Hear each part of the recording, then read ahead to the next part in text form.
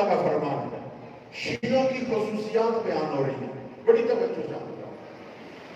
کسی نے پوچھا شیعوں کی خصوصیات کیا ہے؟ اب ایک لائن ہے خصوصیات کی، میں سب نہیں سناؤں گا، اپنے موضوع سے ریلیٹڈ۔ میرے چھٹے مولا نے کہا ہمارے شیعہ وہ ہیں کہ جو روزانہ کم از کم 50 آیات کی تلاوت کرتے ہیں۔ یہ میں نے سنا دیا، آپ نے سن لیا۔ میرے چھٹے مولا کی نگاہ میں شیعہ وہ ہے، بچہ ہو جوان ہو بوڑھا کوئی فرق نہیں پڑتا، 50 آیات کی تلاوت کرنے والا شیعہ ہے۔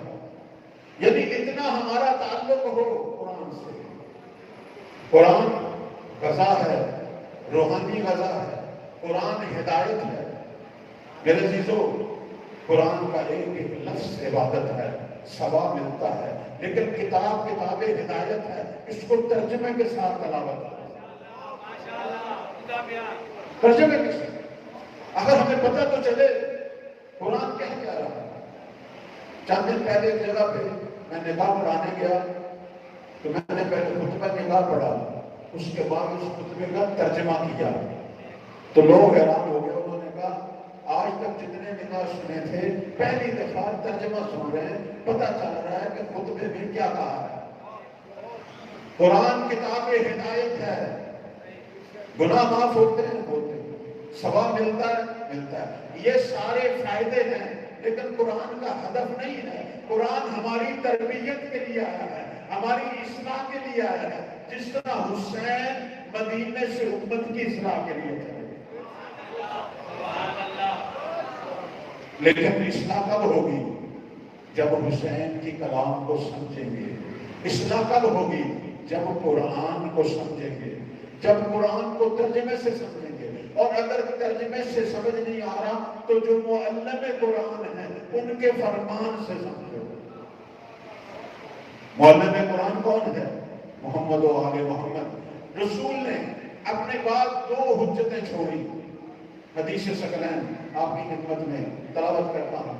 میرے نبی نے 2 حجتیں چھوڑی، فرمایا انی تارک فیکم ثقلین، 2 قیمتی چیزیں، 2 گوہر، اے میری امت، اے مسلمانوں، 2 گوہر تمہارے لیے چھوڑ رہا ہوں۔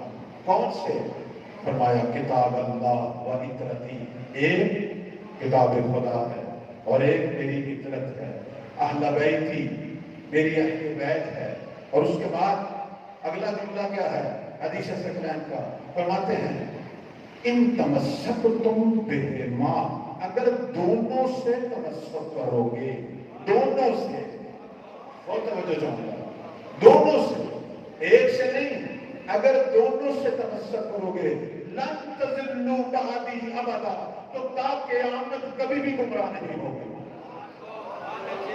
ہمارے والد صاحب آپ جانتے ہیں مرحوم حافظ سیف اللہ جعفری، وہ جب دیوبند سے شیعہ ہوئے، شیعہ تو ہوئے تھے آل محمد کے فرامین پڑھ کے، جب شیعہ ہوئے تو جب آل محمد کے ماننے والوں میں رہے تو پھر انہوں نے ایک شکوہ کیا، کہنے لگے نبی نے 2 چیزیں چھوڑی تھی، ایک قرآن اور اہل بیت۔ قرآن انہوں نے سنبھال لیا ہے، اہل بیت انہوں نے سنبھال لیا ہے، ہدایت تو کہیں بھی نہیں۔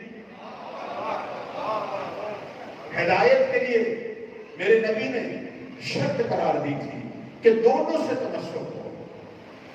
ہماری زندگی قرآنی ہونی چاہیے، ہم اہل قرآن ہوں۔ قرآن وہ کتاب ہے کہ چوتھے مولا نے کہا دنیا کی ہر چیز لے لو میرا گزارا ہو جائے گا، لیکن قرآن نہ لے مجھ سے کوئی۔